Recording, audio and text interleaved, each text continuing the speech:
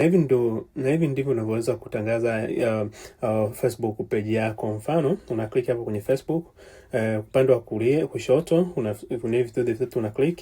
Baadaye unakuja hapa chini utaona Ad Center, una click Ad Center. Baada ya kuona Ad Center, unakuja hivi option tatu, una click new.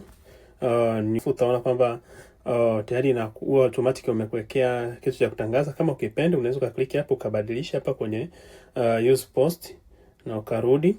Alafu baada ya hapo ukachagua option unayotaka. Baada ya kuchagua option unayotaka, kwa sababu kuna option ambazo unataka kulingana na ni lengo lako ni nini.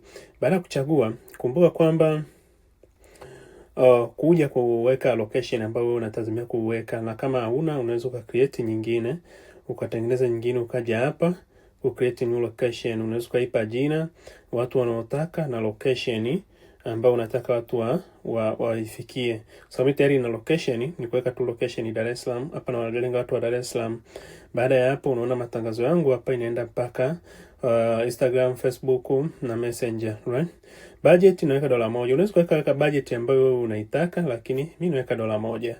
So ni vile unavyotaka. Unaweza kaweka option ya Quran ID Irani bila kusimama. Aidha unaweza ukachagua muda kama siku, miezi, vile unavyotaka. Kumbuka kuweka payment, itakuwa tayari umeshaweka payment, na kama unaweza kuongeza payment nyingine.